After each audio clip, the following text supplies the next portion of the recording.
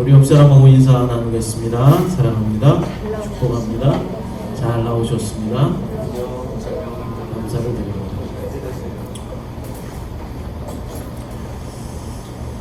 드립니다. 어떤 직장의 직원이든 두 부류의, 두 종류의 직원이 있는 것 같습니다. 하나는 정말로 자신이 좀 부족하지만은 열심히 최선을 다해서 일해서 회사가 더 많이 성장하기를 바라고 회사가 잘 되기를 바라며 성실하게 일하는 직원이 있습니다. 회사가 잘 돼야만 자신에게도 혜택이 돌아온다라고 생각하는 것이죠. 그런데 어떤 직원은 열심히 성실하게 일하려는 생각은 전혀 없이 어떻게 해서라도 시간만 때우면 된다라는 생각을 갖고 시간이 지나면 월급만 받으면 되지, 그런 마인드를 가지고 일하는 직원도 있습니다. 여기서 더 나가서 회사에 해를 입히는 직원까지 있다라는 것이죠. 회사 기밀사항 같은 것을 다른 곳에 유출해서 자신의 이익을 취한다든지 악의적으로 그 회사의 어떤 나쁜 소문 같은 것을 퍼뜨려서 회사 운영을 어렵게 만드는 그런 사람도 있다라는 것입니다. 저희도 예전에 한국에서 미술 음악 유치원을 운영했던 적이 있었습니다. 그때 한 3-4명의 교사들이 있었고 직원이 있었습니다. 유치원이 같이 있었기 때문에 아이들의 1년 교육이 다 마치고 나면 이제 연말이 되면은 재롱잔치라는 것을 했습니다. 여러분들 재롱잔치 혹시 가보셨는지 모르겠어요. 유치원에 이제 연말이 되면은 꼭 하는 그 행사인데 재롱잔치라는 것을 했는데, 이 재롱잔치를 위해서는 아이들을 오래 전부터 연습을 시켜야만 했습니다. 한 2달 전부터 각 반별로 선생님들이 율동이나 합창, 악기 같은 것을 연습시켜야 했고, 재롱잔치 당일에는 이제 공연장을 대관하여서 부모님들과 친척들, 모든 일가 친척들을 불러 모아서 아이가 재롱을 부리는 것을 응원하면서 이제 하는 그런 재롱잔치를 했는데, 유치원의 가장 큰 행사가 바로 이 재롱잔치 행사였습니다. 그런데 이 재롱잔치를 연습하는 중에 한 선생님이 학원의 난방시설이 좋지 못하니 아이들 집 가운데 조금 넓은 집이 있었는데 그 집에 가서 연습하면 어떻겠느냐라고서 학부모에게 이야기를 한 것입니다.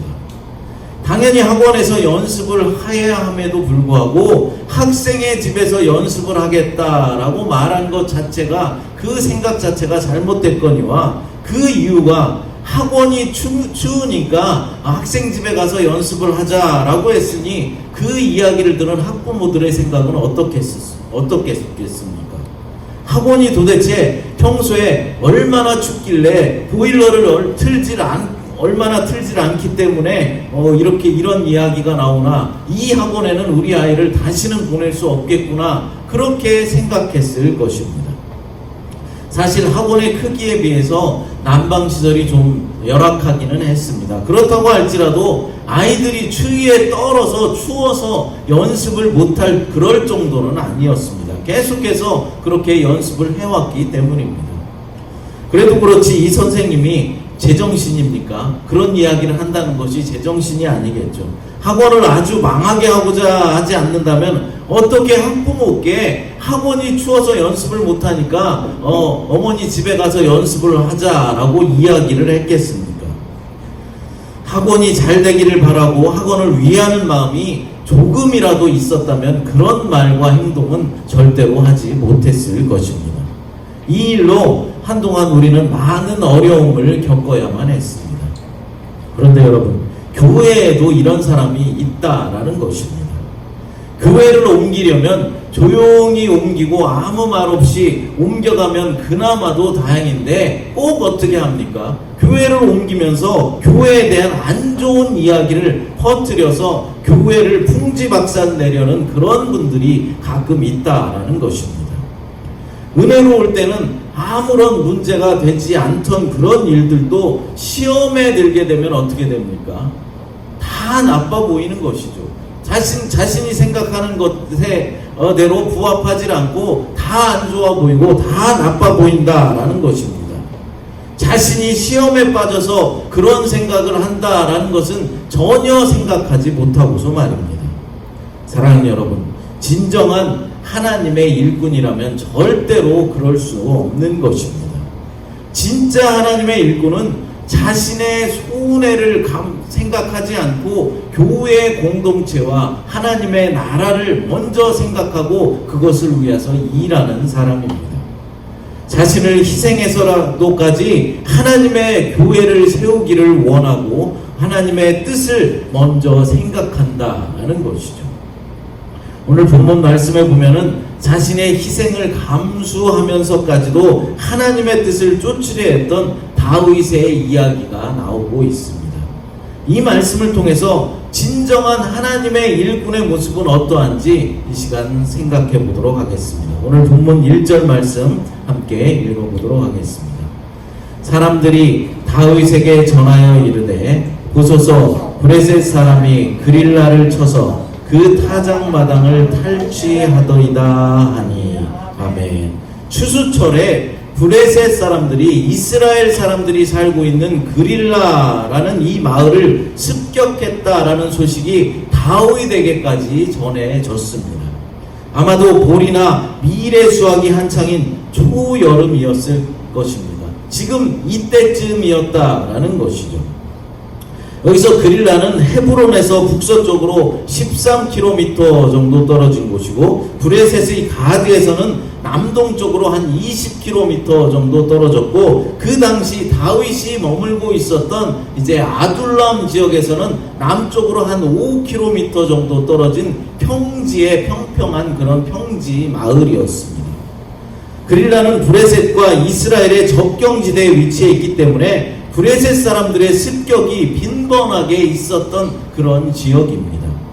우리나라 조선시대에도 제주도를 비롯한 남해안 지역이나 서해안 지역에 왜구들이 자주 이제 습격을 해와서 그 지역의 주민들의 피해가 속출했었던 그런 암울한 과거가 있었습니다.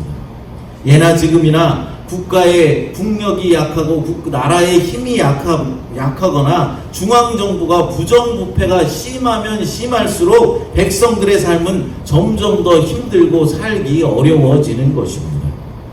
본문 당시에 이스라엘은 사울 왕이 다스리고 있었는데, 이때 사울 왕이 모든 힘을 쏟았던 것이 무엇입니까? 이 당시 사울 왕이 집중했던 것이 무엇입니까? 바로 다윗을 쫓아서 다윗을 잡아서 죽이려는 일에만 온 힘을 쏟고 있었다라는 것이죠. 그렇기 때문에 백성들의 삶에는 아무런 도움을 주지 못하고 있었던 것입니다. 그러니까 국경지역의 백성들은 이웃나라에게 늘 침탈을 당하며 고통 가운데 살아갈 수밖에 없었다라는 것이죠. 침략자들은 늘 그렇듯 당시의 브레셋 이 군사들도 자신들의 수고도 없이 남의 피와 땀을 흘려서 이제 수확한 그런 농작물들을 거저먹겠다라는 그런 심보를 가지고 있었던 것입니다. 하지만 여러분, 이스라엘에는 누가 있었습니까? 다윗이 있었습니다. 옛날 조선시대 우리나라에 이순신 장군이 있었던 것처럼 말입니다. 브레셋이 그릴라를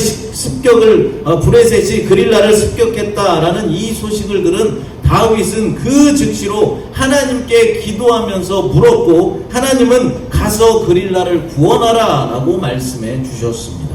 본문 2절 말씀을 읽어보겠습니다.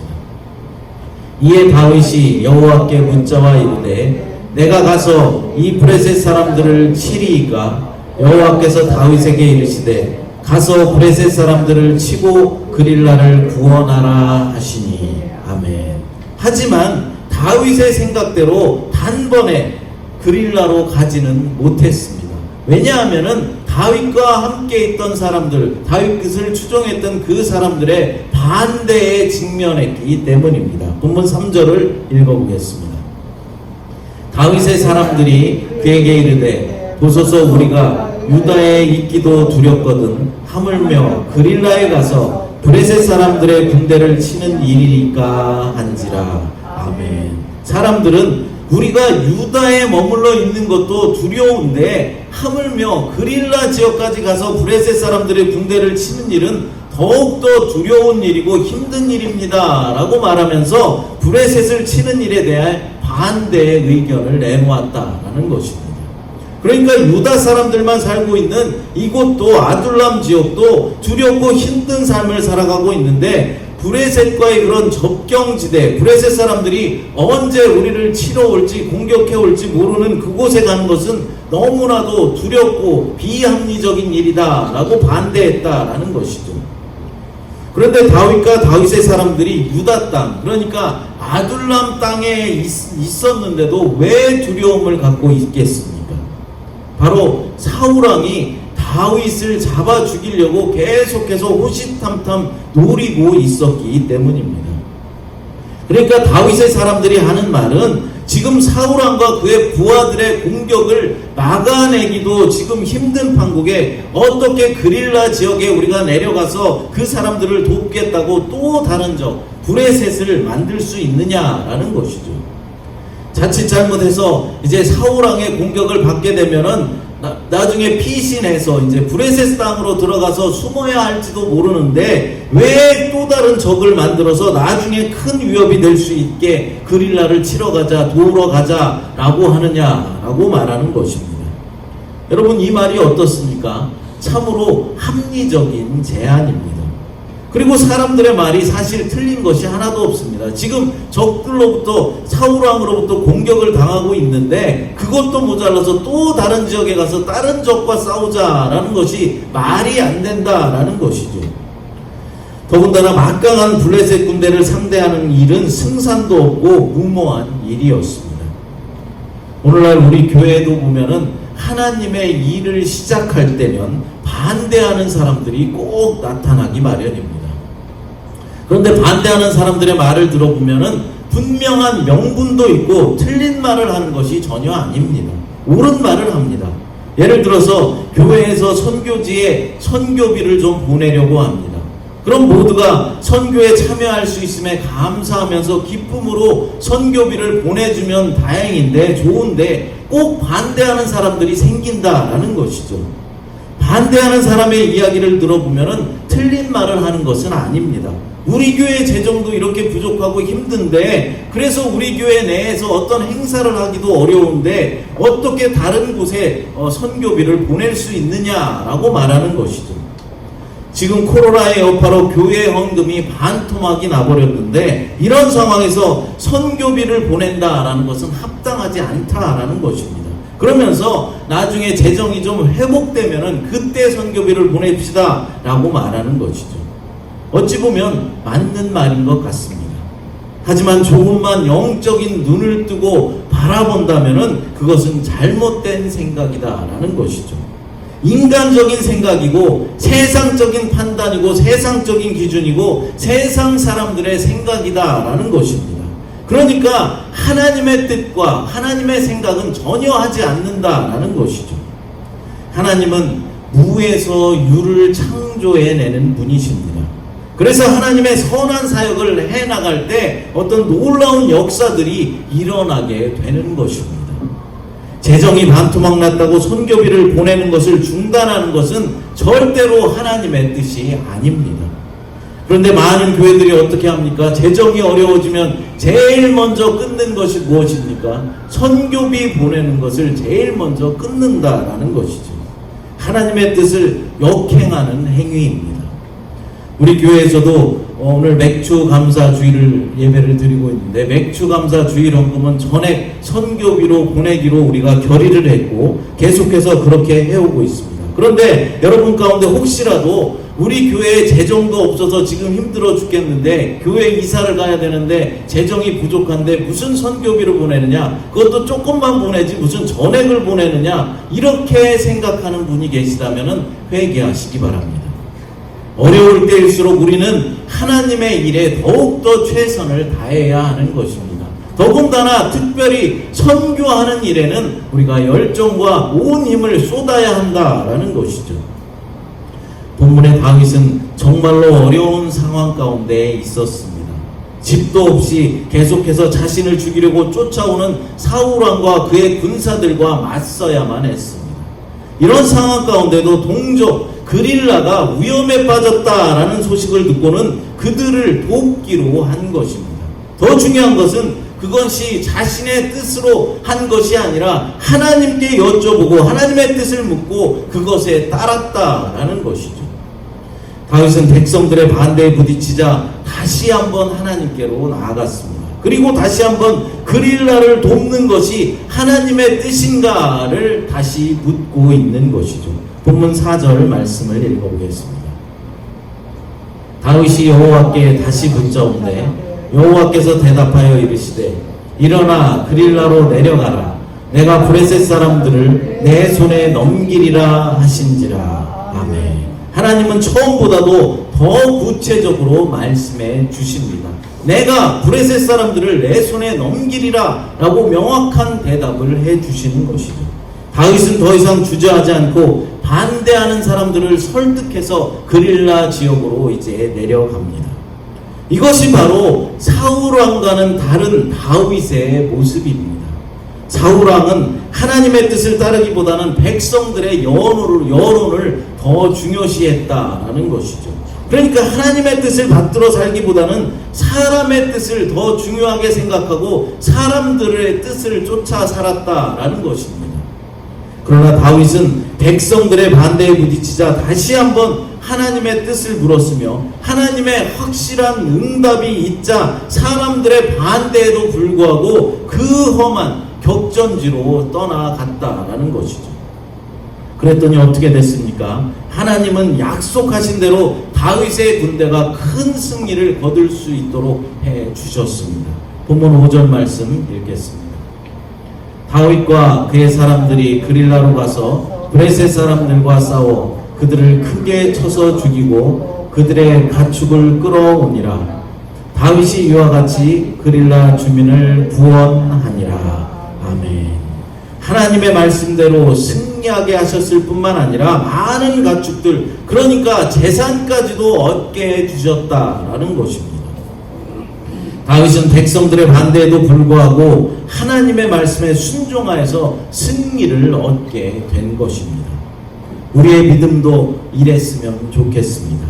세상 사람들의 생각을 따르며 세상 풍조를 쫓아가는 그런 자들이 아니라 하나님의 뜻을 쫓아 살아가는 신실한 믿음의 사람들이 되었으면 좋겠습니다. 과학적으로 볼 때 우리의 인간의 이성으로 따져볼 때 도저히 이해할 수 없는 일이라 할지라도 우리는 하나님의 말씀을 믿어야 하는 것입니다. 그것이 바로 믿음이라는 것이죠. 진화론이 과학적으로 아무리 옳다라고 말한다 할지라도 양자 영역을 이해하게 되면은 하나님을 도저히 믿을 수 없다 아무리 말한다 할지라도 하나님의 사람은 성경의 말씀을 믿는 것입니다. 어떻게 처녀가 아들을 낳을 수 있으며 사람이 어떻게 무리를 걸을 수 있느냐, 물이 변하여서 어떻게 포도주를 만들 수 있느냐 아무리 이야기한다 할지라도 우리는 성경의 말씀을 믿는 자들입니다. 천지를 창조하신 하나님께서 하지 못하실 일이 전혀 없으시다라는 이 사실을 우리는 믿는 것이죠. 그것이 바로 하나님의 사람이고 바로 그것이 믿음입니다. 더 나아가서 하나님의 일꾼은 불가능해 보이고 무모해 보이는 일이라 할지라도 하나님의 말씀하시면 순종하며 나아가는 사람들입니다. 오늘 본문의 다윗은 사실 그릴라 지역으로 가서 브레셋과 싸움을 벌일 수 있는 그런 처지가 전혀 아니었습니다. 물리적으로도 그랬지만은 현재 다윗의 지위로 볼 때도 다른 나라를 상대로 싸움을 벌일 그런 위치에 있지 않았다라는 것이죠. 무슨 말이냐면은 지금 다윗은 이스라엘의 왕이 아니었습니다. 사울의 부하신 분이었죠. 지금도 마찬가지지만은 당시 군인들은 어땠습니까? 왕의 명령이 있어야만 다른 나라와 전쟁을 벌일 수 있었던 것입니다. 전쟁은 항상 지휘계통의 명령에 의해서만 시작할 수 있는 것입니다. 다윗은 지금 사울왕의 미움을 사서 쫓기고 있는 입장이지 다른 나라와 전쟁을 벌일 그런 입장이 전혀 아니었습니다. 그럼에도 불구하고 다윗이 독단적으로 전쟁을 벌일 수 있는 이유는 하나님으로부터 기름 부음을 받았다라는 단 하나의 이유였습니다. 사무엘 선지자를 통해서 하나님은 이미 다윗에게 기름을 부어서 이스라엘의 왕으로 세워주셨던 것입니다. 하지만 다윗은 지금 어떻습니까? 아직은 사람들에게는 왕으로 인정받지 못한 그런 상태였다라는 것입니다. 그런데도 다윗은 하나님의 뜻에 따라서 브레셋을 치러 나아갔던 것입니다. 이것이 바로 하나님의 진정한 일꾼의 모습입니다. 세상은 인정하지 않지만 나는 하나님의 뜻 가운데 서는 것입니다.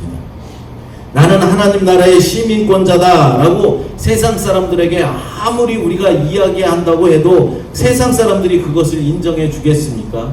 내가 하늘나라의 시민권이 있다 아무리 이야기한다 할지라도 세상 사람들이 콧방귀나 낍니까?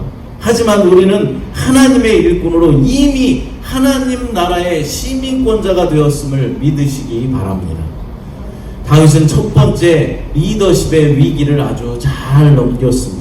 이 사건을 통해서 다윗은 추종자들의 자신감을 높여 주었을 뿐만 아니라 하나님의 뜻을 먼저 구하고 확인된 하나님의 뜻에 철저하게 순종하며 통치하겠다라는 의지를 보여준 것입니다. 다윗의 통치는 사울왕의 통치와는 질적으로 다르다는 것을 예고해 준 것이다 라는 것이죠. 그러니까 다윗은 사람의 뜻대로 나라를 통치하는 것이 아니라 하나님의 뜻을 받들어서 하나님의 뜻대로 이스라엘 나라를 통치하겠다라는 것입니다. 다윗은 그릴라를 괴롭혔던 브레셋을 물리침으로써 비록 쫓기는 신세였지만 개인의 절박한 상황 속에서도 개인의 이익이나 안정을 추구하지 않고 자신의 영토에 거하는 온 백성의 안녕을 염려하는 왕의 모습을 지니게 된 것입니다. 또한 백성들의 반대에 부딪혔음에도 사람들의 말을 듣기보다는 하나님의 말씀을 먼저 생각하고 하나님의 뜻을 먼저 생각한 하나님의 참된 일꾼이었습니다. 사랑하는 여러분, 우리가 본받아야 하는 것이 바로 이것입니다. 모든 사람들이 반대해도 하나님의 뜻을 쫓아 따라가는 것입니다. 사람 두려워하며 사람 눈치 보느라 하나님의 뜻을 잘 알고 있음에도 불구하고 하나님의 뜻을 따르지 않고 사람들의 생각을 따르는 그런 어리석은 자들이 아니라 어떠한 반대에 부딪혀도 하나님의 뜻을 따르고 순종하는 저와 여러분들이 되시기를 간절히 축복합니다.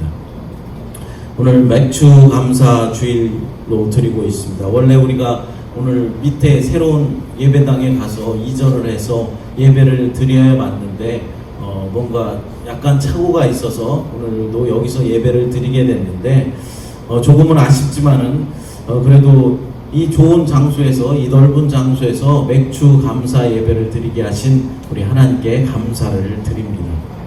우리가 맥주 감사 주일을 드리면서 지난 반년 동안 우리를 지켜주시고 보호해 주신 하나님께 온전한 감사를 드리는 그런 시간이 되었으면 좋겠습니다. 하나님께서 지켜주셨기에 우리가 여기까지 올 수 있었고 지난 반년 동안 우리가 건강하게 이렇게 살아올 수 있었고 우리 교회도 이렇게 주님 앞에 예배를 드릴 수 있는 것입니다. 감사와 더불어서 오늘은 특별히 한 가지 결단과 다짐을 했으면 좋겠습니다. 이제부터는 하나님의 참된 일꾼이 되겠습니다. 사람 바라보지 않고 하나님의 뜻만 쫓겠습니다. 다짐하고 결단하는 그런 저와 여러분들이 되었으면 좋겠습니다. 아멘 한번 해주시죠. 네, 감사합니다. 그럴 때 하나님의 은혜로 더 많은 감사함이 여러분들 삶 가운데 넘쳐나게 될 것입니다. 이 시간 기도하겠습니다. 하나님 감사합니다. 오늘 다윗의 이야기를 통하여서 우리에게 교훈을 주시니 감사합니다. 우리도 다윗처럼 진정한 하나님의 일꾼들이 되게 하옵소서. 내 이익 따지지 말고 하나님의 뜻을 쫓아 순종하는 삶을 살아갈 수 있도록 인도하여 주시옵소서.